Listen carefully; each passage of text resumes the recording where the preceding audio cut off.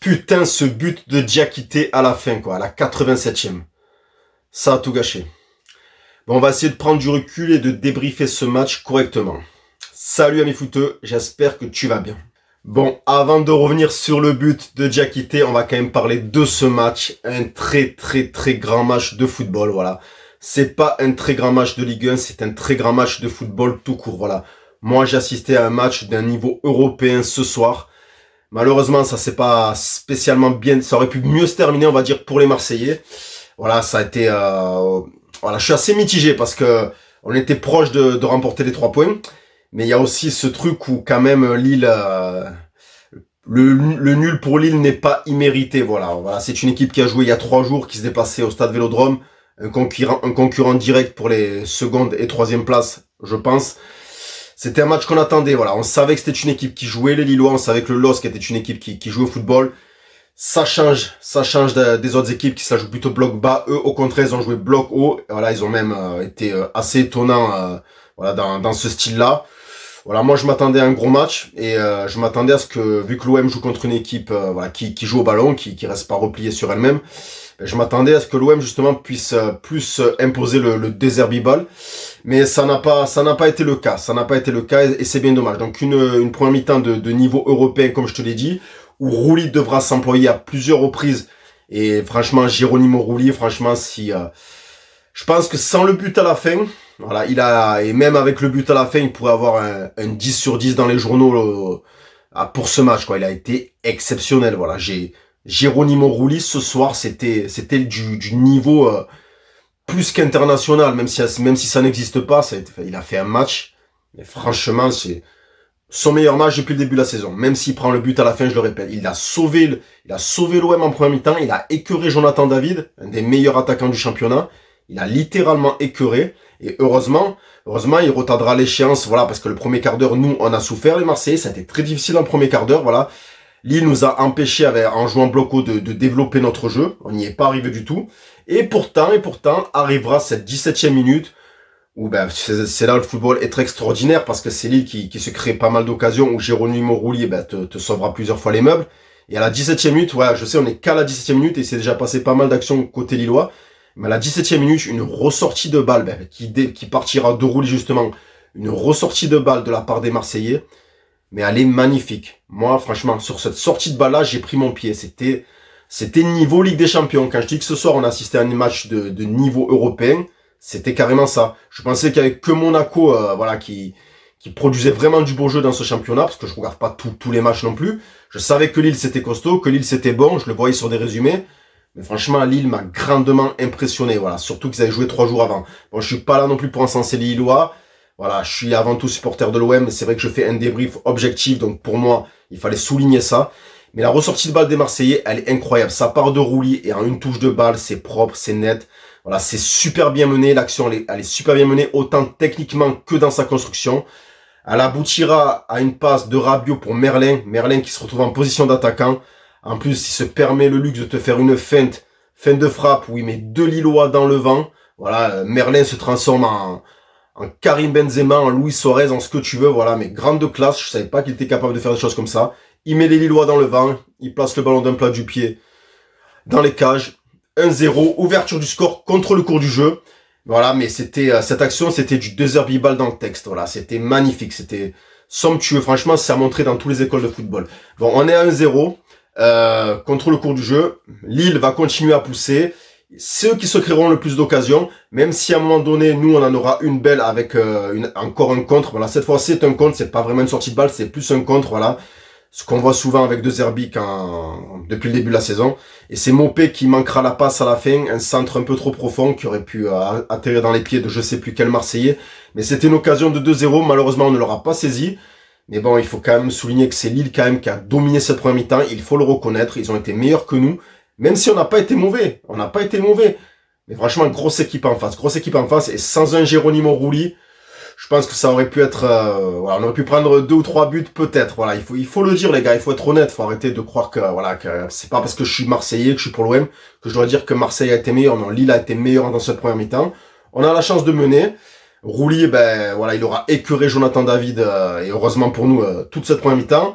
Merlin, le buteur, lui, Défensivement, aura écœuré aussi un autre joueur, aura écœuré Zegrova. Zegrova d'ailleurs qui se procura une belle occasion en face à face avec Rouli par la limite du hors-jeu.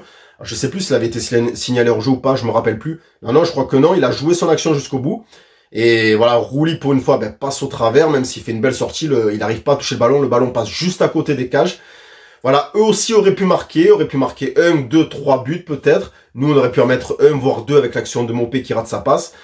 C'est assez serré, voilà, on sait pas ce que cette deuxième mi-temps va donner, mais en tout cas la première était d'une très très grande qualité. Voilà, c'était vraiment niveau Ligue des Champions ce soir en Ligue 1 au Stade Vélodrome.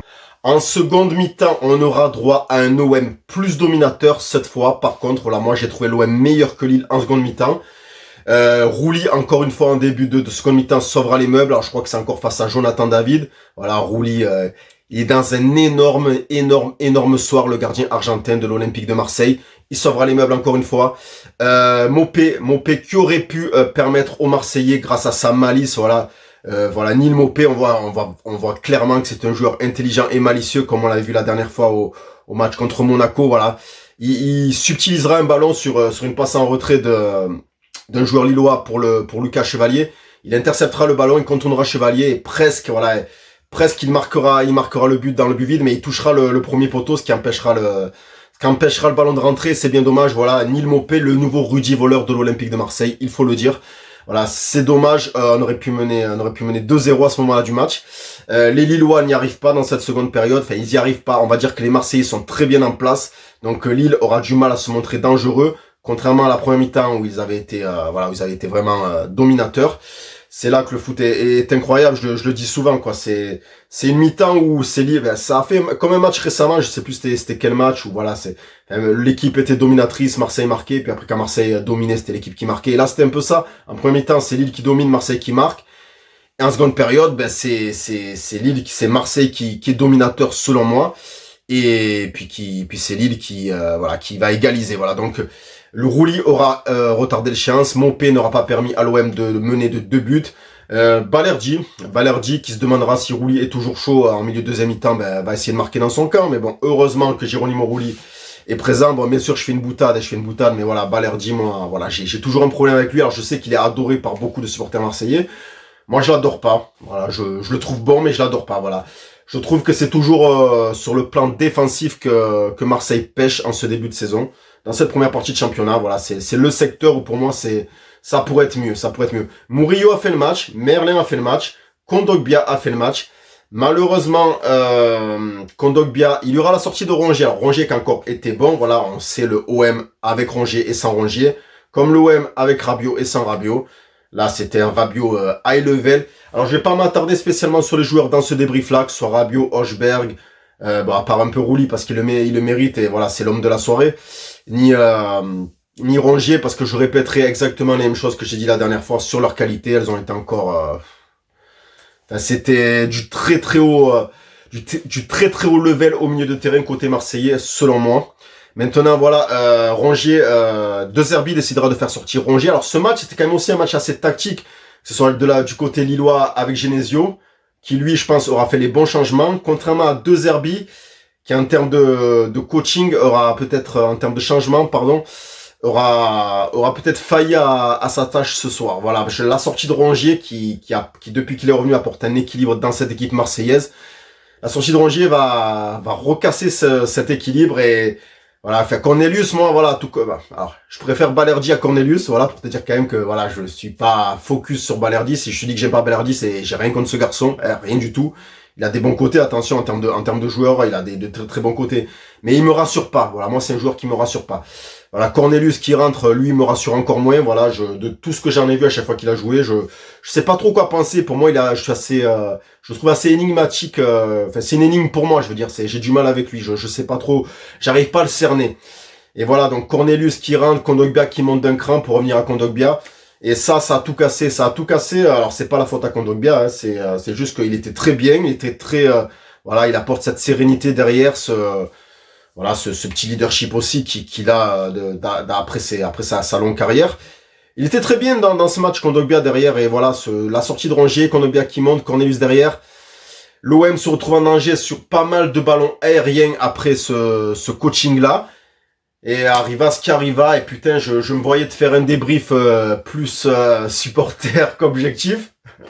Je dis ça, je pense à quelqu'un, mais c'est vrai que ce but de Diakité, ben, m'a remis à la place d'un mec qui te fait des débriefs sur des matchs de foot où il faut être objectif, parce que c'est vrai que ça m'a coupé tout, ça m'a tout coupé. J'étais enthousiaste à l'idée de faire ce débrief, parce qu'en ce moment, j'ai pas trop l'enthousiasme de faire des débriefs. Moi, je vais pas te raconter ma vie non plus. Mais, voilà, j'étais enthousiaste, et, j'avais beaucoup d'enthousiasme, et puis, il y a eu ce but de Diakité. Putain, ça casse les couilles. Ça casse les couilles, voilà. Ballon aérien, une faute d'Hochberg. Alors lui, Hochberg, j'ai vu à la fin du match qu'il disait qu'il avait fait une faute stupide. Je me rappelle plus comment est sa faute pour te dire, voilà, il y a le coup franc, ballon aérien et but, quoi. Roulier battu, c'est un peu trop haut, ça lui échappe et un partout. Et vraiment, ça casse les couilles parce que franchement, ça aurait fait le 4 sur 4, le fameux 4 sur 4 de, tu sais, je t'avais dit Lens, Monaco, Saint-Etienne et Lille, ça allait être, si on prenait 6 points, ça aurait été bien. On en a pris 10, c'est beau. On aurait pu en prendre 12 contre le cours du jeu ce soir, c'est vrai. Mais ça aurait été beau de prendre ces 12 points, on sera à 2 points du Paris Saint-Germain, franchement, c'est pas mal, hein, ça aurait été pas mal. Bon, malheureusement, on prend qu'un point. Il faut dire que Lille mérite ce point. Franchement, il mérite vraiment ce point, les Lillois, il faut être honnête, il faut reconnaître. Voilà, on n'a pas été assez conquérant peut-être, on n'a pas été assez, voilà, on n'a pas eu assez d'occasions, il faut le dire. Voilà, il y aura l'occasion il y aura peut-être une faute sur, je crois que c'est sur Jonathan Rowe ou je sais plus qui en fin de match. Enfin, je sais qu'il y a un penalty ou sur, je sais plus c'est sur qui, je sais plus. Bon, il y a une faute qui n'est pas, c'est sur Jonathan Rowe parce que oui, je sais que lui c'est un joueur qui fait pas la comédie, donc voilà, il me semble bien que c'était sur lui.